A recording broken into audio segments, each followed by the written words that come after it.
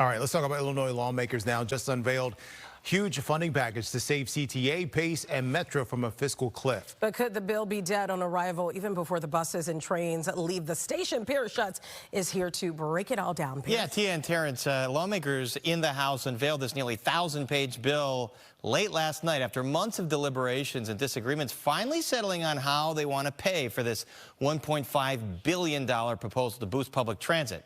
The thing is, Governor Pritzker has since had a chance to take a look, and he poured cold water on it right away.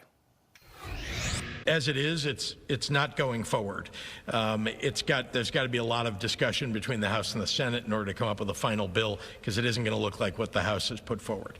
Governor Pritzker pouring a massive bowl of cold water on the latest transit proposal, a big piece of legislation that emerged late last night in the Illinois House.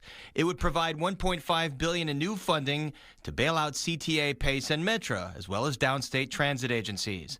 The House proposes the money will come from a 7% amusement tax on concerts and special events, adding to already existing county and city of Chicago amusement taxes.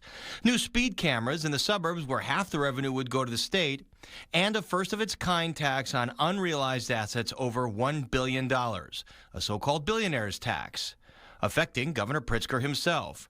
The governor says the proposal hasn't even been vetted. It's a tax on unrealized capital gains.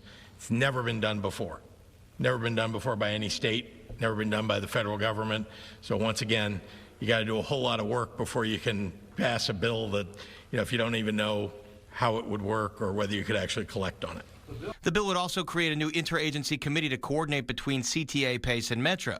Transit advocates hit the ground running today despite the governor's pessimism, hoping to convince lawmakers to sign on.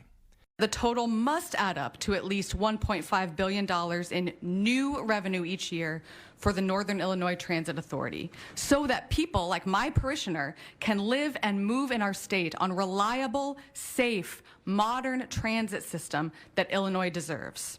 Earlier this year, the state Senate advanced a proposal that would institute new taxes on rideshare and delivery services, but it stalled in the House. The governor's comments today threaten to derail plans to pass a bill before the end of the fall veto session tomorrow. And failure to pass could lead to fare hikes and service cuts next year. We've got to pass something, and we cannot get stuck at no. We've got to find ways to get to yes.